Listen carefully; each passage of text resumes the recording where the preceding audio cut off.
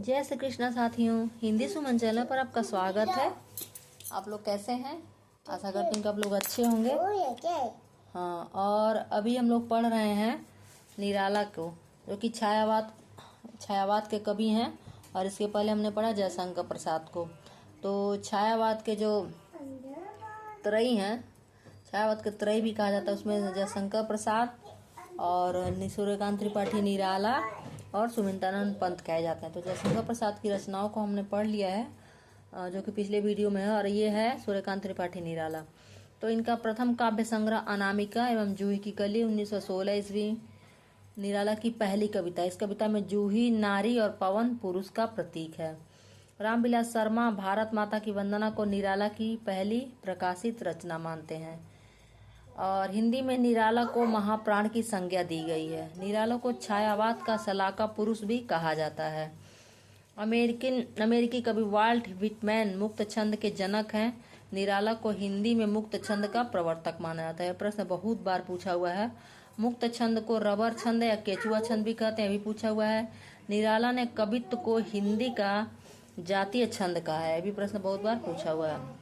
तो निराला ने परिमल काव्य संग्रह की भूमिका में लिखा है कि देखिए क्या लिखा है उन्होंने। ये भी पूछा हुआ है कि मनुष्य की मुक्ति की तरह कविता की भी मुक्ति होती है। मनुष्य की मुक्ति कर्मों के बंधन से छुटकारा पाना है और कविता की मुक्ति छंदों के शासन से अलग हो जाना है। निराला को ओज, औदात्य तथा विद्रोह का कवि माना जाता है। इनके काव्य में अकुंठ एवं वयस्क श्रृंगार दृष्टि दिखाई देती है। निराला को तृप्ति का भी कवि कहा जाता है। निराला के भक्तिभाव से पूर्ण गीत अणिमा में संकलित हैं। तुलसीदास 101 छंदों में लिखित खंड काव्य है, जिसमें कवि तुलसीदास के गृह त्याग एवं तप की घटना का वर्णन है। इस काव्य का प्रारंभ सायंकाल के घिरते अंधकार से एवं समापन भोर के आलोक के साथ होता है। इसमें प्रकृति के मंगलकारी स्वरूप का चित्रण हुआ है। यह भी प्रश्न पूछा हुआ है। निराला की कुकुरमुत्ता, गर्म पकौड़ी, तोड़ती पत्थर, भिक्षुक आदि प्रगतिवादी भावधारा की कविताएं हैं। तोड़ती पत्थर में आर्थिक असमानता एवं भिक्षुक में तत्कालीन राष्ट्रीय समस्या गरीबी को दिखाया गया है। कुकुरमुत्ता निराला की व्यंग्यपरक रचना है। इसमें गुलाब पूंजीपति वर्ग का एवं कुकुरमुत्ता सर्वहारा वर्ग का प्रतीक है, सर्वहारा वर्ग का प्रतीक है। रामविलास शर्मा ने इसे पंत के विरोध में लिखी कविता माना है। मुक्त छंद पर पंत का सहयोग न मिलने के कारण निराला ने पंत और पल्लव नामक लंबा लेख लिखा, जिसमें संस्कृत आचार्यों एवं रविन्द्रनाथ टैगोर के भावों का चुराने का आरोप लगा। अनामिका काव्य संग्रह में दान कविता में धर्म का मतलब न समझने वालों पर व्यंग किया गया है। अनामिका के द्वितीय संस्करण में सरोज स्मृति तथा राम की शक्ति पूजा शामिल है। अनामिका काव्य संग्रह में अनामिका काव्य संग्रह इसमें दान कविता में धर्म का मतलब न समझने वालों पर व्यंग किया गया है। अगला निराला द्वारा लिखी सरोज स्मृति उनकी पुत्री सरोज की असमय मृत्यु पर लिखा गया शोक गीत है। अभी बहुत बार पूछा गया है। सूर्यकांत त्रिपाठी निराला आधुनिकता, स्वच्छंदता, बौद्धिकता और असमसामयिकता में नए कवियों का गोरखनाथ कहा गया। अगला है निराला की राम शक्ति पूजा महाकाव्यात्मक रचना मानी जाती है। निराला ने दिल्ली रचना में महाभारत से लेकर मुगल शासनकाल तक देश के इतिहास का गौरवशाली वर्णन किया है। छायावादी काव्य का रुद्र एवं महेश निराला को कहा जाता है। पंचवटी प्रसंग में अद्वैतवाद का प्रतिपादन हुआ है। निराला की मैं और तुम कविता में निर्गुण विचारधारा का प्रभाव है।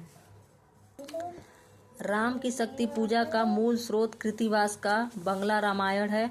राम की शक्ति पूजा निराला और छायावाद की अन्यतम उपलब्धि है। यह भी पूछा हुआ है बहुत बार। गीतिका काव्य संग्रह की भूमिका जयशंकर प्रसाद ने लिखी है। इसमें काव्य और संगीत दोनों का समायोजन है। यह भी पूछा हुआ है। अणिमा में भक्तिभाव से ओतप्रोत, यह भी प्रश्न पूछा हुआ है कि गीतिका काव्य संग्रह की भूमिका किसने लिखी है। निराला के काव्य संग्रह अर्चना, आराधना तथा गीति कुंज में गेय तत्व की प्रधानता मानी जाती है। अणिमा में भक्तिभाव से ओतप्रोत कविताएं शामिल हैं। इसमें छायावाद और प्रगतिवाद दोनों काव्य युगों की प्रवृत्तियां दिखाई देती हैं। अणिमा, अर्चना और आराधना काव्य संग्रहों में निराला ने स्वानुभूतिपरक गीत लिखे हैं। साथ ही विजय लक्ष्मी पंडित, संत रविदास प्रसाद जी, महात्मा बुद्ध। निराला के काव्य संग्रह अर्चना, आराधना तथा गीत कुंज में गेय तत्व की प्रधानता मानी जाती है। अणिमा में भक्ति भाव से ओतप्रोत कविताएं शामिल हैं। इसमें छायावाद और प्रगतिवाद दोनों काव्यों की प्रवृत्तियां दिखाई देती हैं। अणिमा, अर्चना और आराधना काव्य संग्रह में निराला ने स्वानुभूत पूरक गीत लिखे हैं। साथ ही विजय लक्ष्मी पंडित, संत रविदास प्रसाद जी, महात्मा बुद्ध आदि विविध क्षेत्रों के व्यक्तियों पर कविताएं लिखी हैं। निराला ने प्रयोग हेतु कुछ गजलें भी लिखी, जिनका संकलन बेला काव्य संग्रह में हुआ है। बेला में श्रृंगार, प्रकृति, आध्यात्म एवं देशभक्ति विषयक कविताएं हैं। दलितों के दुख, पीड़ा और उनकी हीन दशा का वर्णन नए पत्ते संग्रह में हुआ है। सांध्य काकली निराला का अंतिम काव्य संग्रह तथा पत्रोत्कंठित जीवन कवि सूझा हुआ है अंतिम कविता है। सांध्य काकली में निराला ने जीवन की हताशा और निराशा को चित्रित किया है।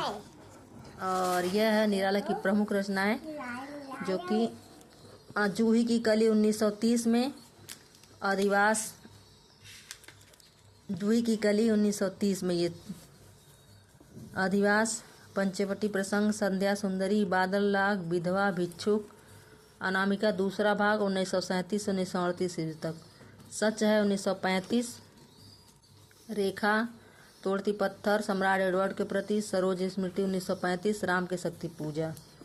और लंबी कविताएं कौन है? यमुना के प्रति, बादल राग, पंचवटी प्रसंग, सरोज स्मृति, शिवाजी का पत्र, राम की शक्ति पूजा।